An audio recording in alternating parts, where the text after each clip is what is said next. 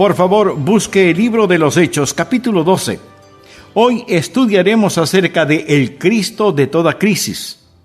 Todos tenemos problemas, llegan cada día, pero de vez en cuando tenemos que enfrentar crisis. Quiero decir verdaderas crisis, y no sabemos en realidad a quién acudir, a menos que acudamos al Señor.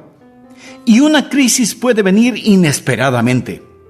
Puede venir tenazmente, como salida de la nada.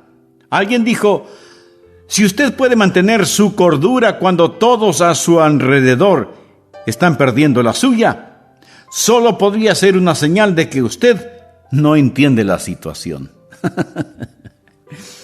O pudiera ser que usted sí entiende algunas de las cosas que voy a compartir de la palabra de Dios.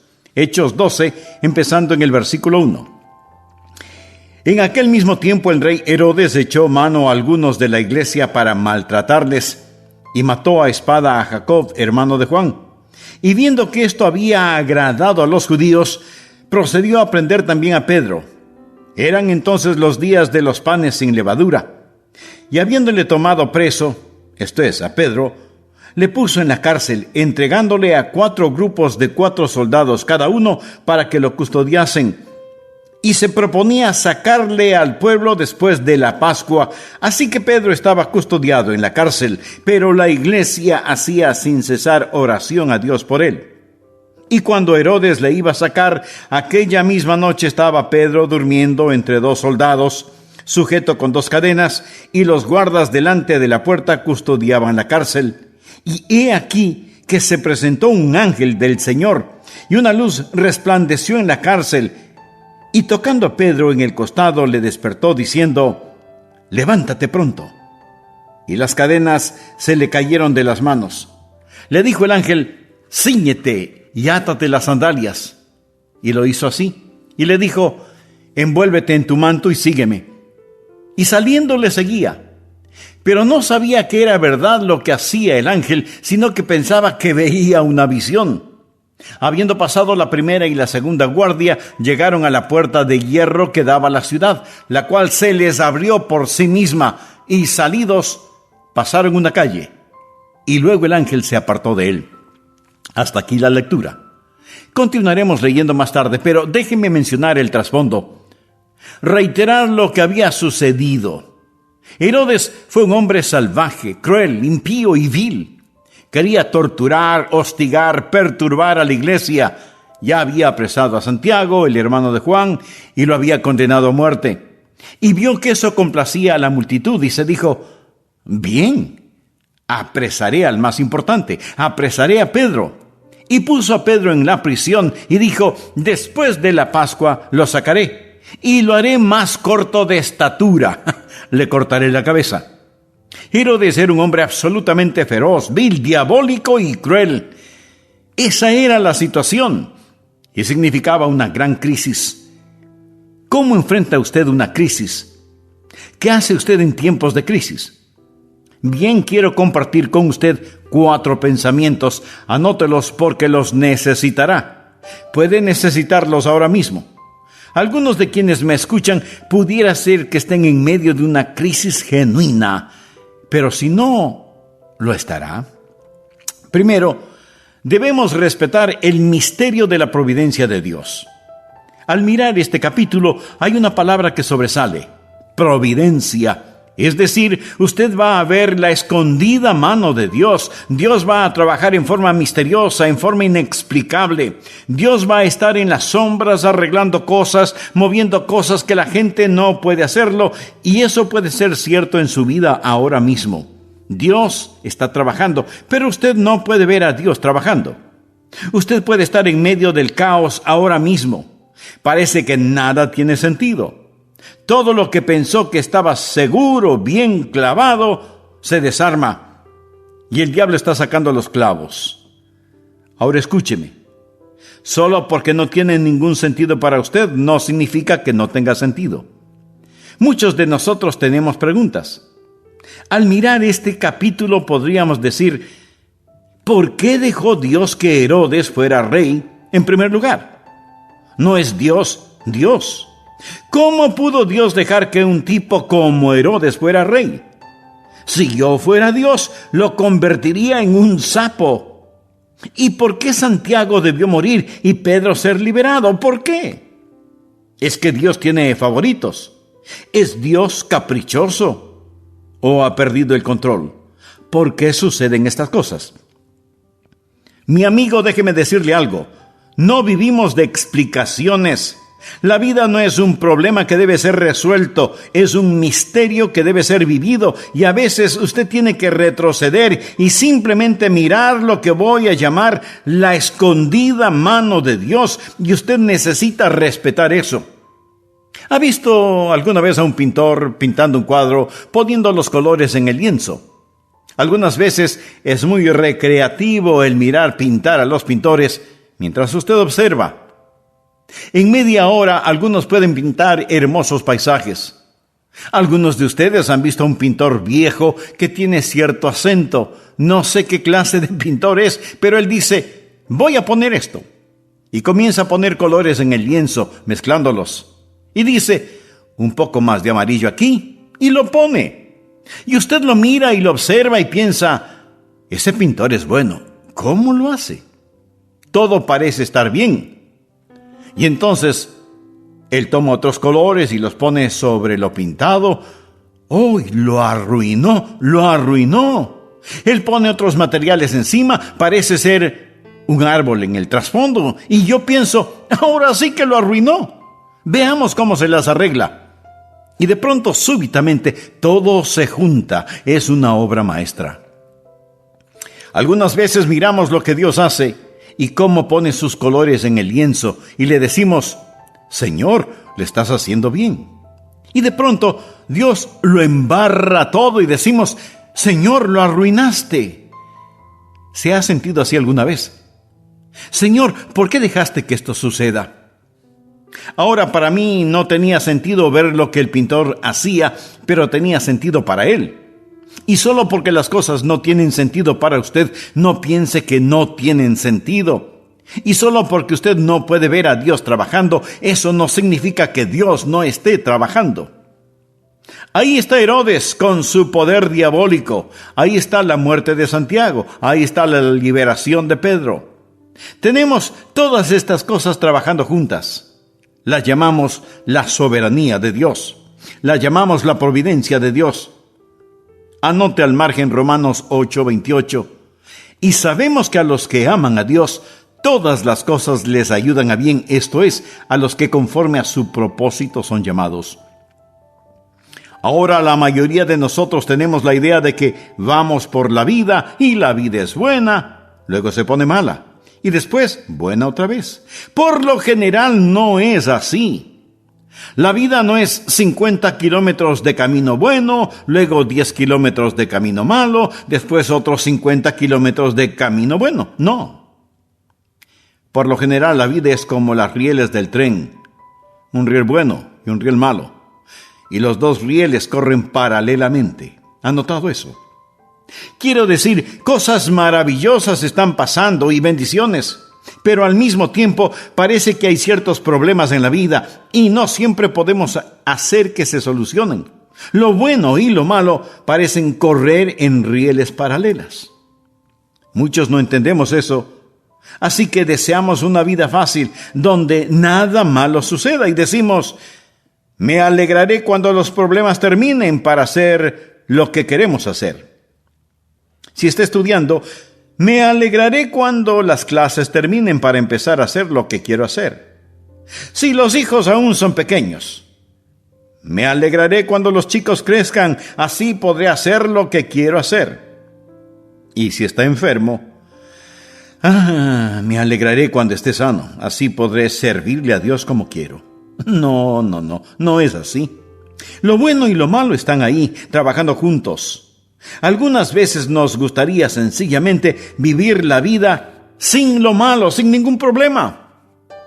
Aquí hay una chica que quiere casarse con un muchacho. Los padres de ella le dicen, hija, no te cases con él. Él no tiene el carácter, no tiene lo que creemos se necesita para que sea un buen esposo. Pero ella dice que lo ama y que se va a casar con él. Así que los padres tratan de hacer lo mejor en esa situación. Ellos quieren amar a su futuro yerno. La pareja se casa, tienen un bebé, y después de un poco tiempo, él se vuelve un don Juan Tenorio y se convierte en la persona que los padres de ella temían se convirtiera, y abandona a su esposa. Bien, quiero preguntarle a usted, madre, si podría hacer retroceder el reloj del tiempo y decir: no quiero que te cases con ese hombre, o no, ellos no se casarán. ¿Lo haría? Tenga cuidado con la respuesta, porque si usted contesta sí, lo haría, usted va a tener que renunciar a ese nieto o nieta, ese pequeño bebé que usted ha llegado a amar tanto. ¿Vio? La vida es misteriosa, la vida es misteriosa. Hay las cosas malas, hay las cosas buenas. Dios, en el crisol de su sabiduría, mezcla estas cosas para su gloria. Y nosotros sabemos que todas las cosas ayudan a bien. Amigo, usted no vive por explicaciones. Usted nunca podría explicar a Dios. Usted vive por promesas que a lo mejor nunca puede explicarlas. ¿Sabe? Seguramente de pequeño se preguntaba: ¿por qué Dios pone vitaminas en las espinacas y no en los helados? Amigo, deje que Dios sea Dios. Usted debe respetar, escuchar ese misterio, el misterio de la providencia de Dios. Permítale a Dios ser Dios. Y solo porque para usted algo no tiene sentido, no significa que no tenga sentido. Y si se encuentra en una crisis, no demande el entenderlo. ¿Entendido? En segundo lugar, debemos solicitar el ministerio del pueblo de Dios. Ahora, ¿cuál es el ministerio del pueblo de Dios? Es la oración. Veamos el versículo 5. Así que Pedro estaba custodiado en la cárcel, pero la iglesia hacía sin cesar oración a Dios por él. Este es un hermoso versículo en la oración. Veámoslo otra vez. Así que Pedro estaba custodiado en la cárcel, pero la iglesia hacía sin cesar oración por él. Parecía que no había esperanza para Pedro. Él estaba bajo seguridad máxima. La prisión está custodiada afuera por 2 guardias. Hay 16 guardias en total custodiando a Pedro. Y además de eso, sus manos están encadenadas a uno de los guardias. Mi amigo, si debiéramos hablar de alguien en problemas, Pedro estaba en verdaderos problemas. Y como si eso fuera poco, él había sido sentenciado a muerte por un rey impío que le dijo: pronto voy a ejecutarte. Ahora, esa es una crisis. Usted puede pensar que lo suyo es una crisis. Pero Pedro se encontraba frente a una verdadera crisis. Parecía no haber esperanza para él. Todas las puertas estaban cerradas, excepto una, y es la que va directamente hacia arriba. Esa puerta no pudieron cerrarla. Podemos orar. En una crisis debe haber oración, y cuando no hay esperanza en el plano horizontal, siempre hay esperanza en el plano vertical. Quiero que miremos esta oración y nos detengamos ahí por un momento, porque recuerde que cuando existe el misterio de la providencia de Dios, existe el ministerio del pueblo de Dios. Quiero que vea primero lo que voy a llamar la frecuencia de la oración. Versículo 5. La iglesia hacía sin cesar oración a Dios por él. Ellos oraban y no dejaron de orar. Y seguramente se preguntaban: ¿por qué Dios no contesta nuestras oraciones? Pedro está en la cárcel y Dios parece que no tiene ningún apuro en sacarlo.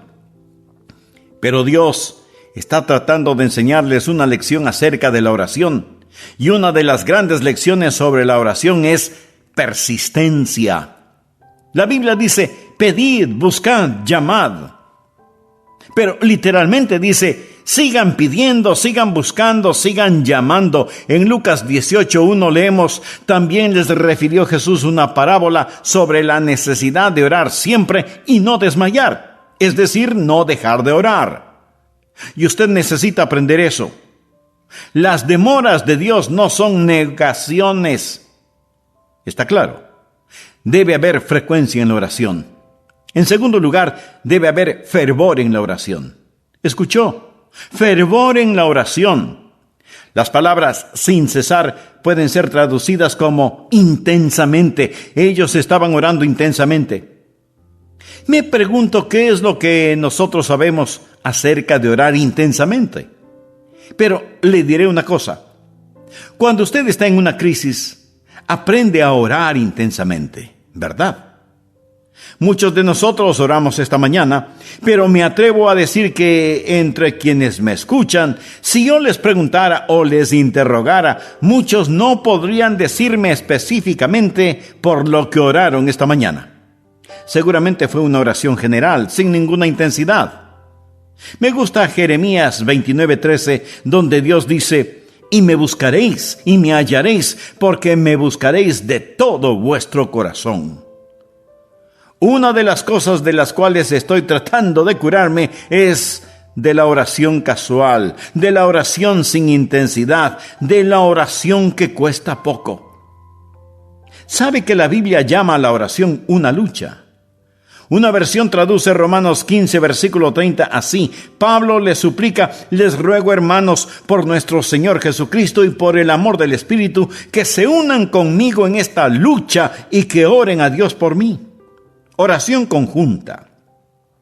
¿Alguna vez usted ha pensado en la oración como una batalla, como una lucha? ¿Cuánto genuino agonizar sentimos cuando oramos? Si usted realmente comienza a interceder, descubrirá que el diablo peleará contra usted y se opondrá a usted. La oración es trabajo. Yo prefiero predicar por 1 hora que orar por media hora, en cuanto al trabajo que significa la oración genuina.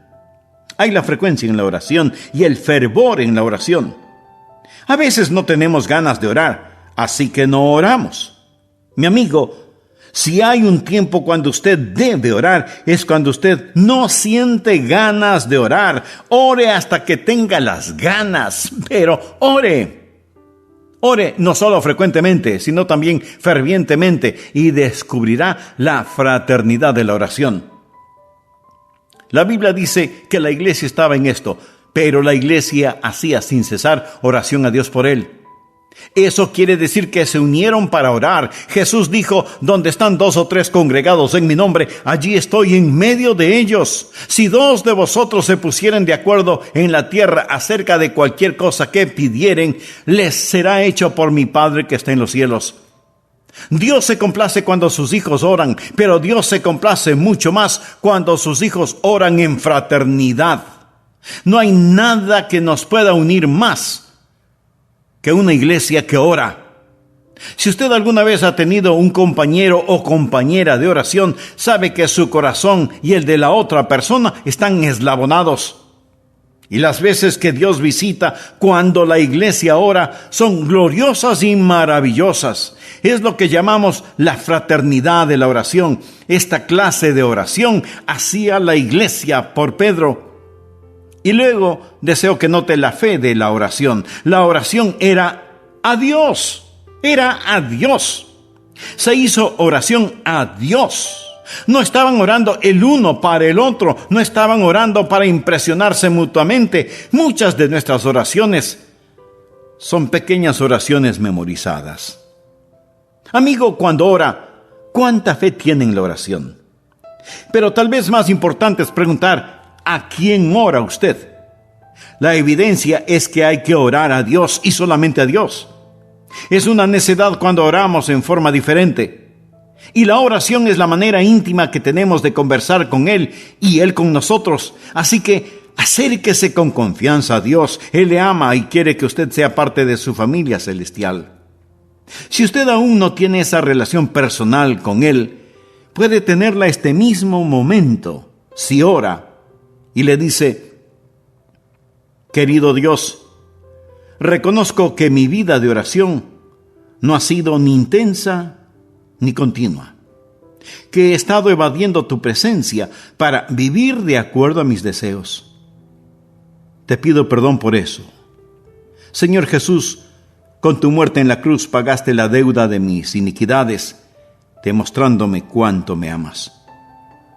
Hoy, con fe como la de un niño, vengo a pedirte que seas mi Salvador y mi Señor, perdóname, sálvame, úsame.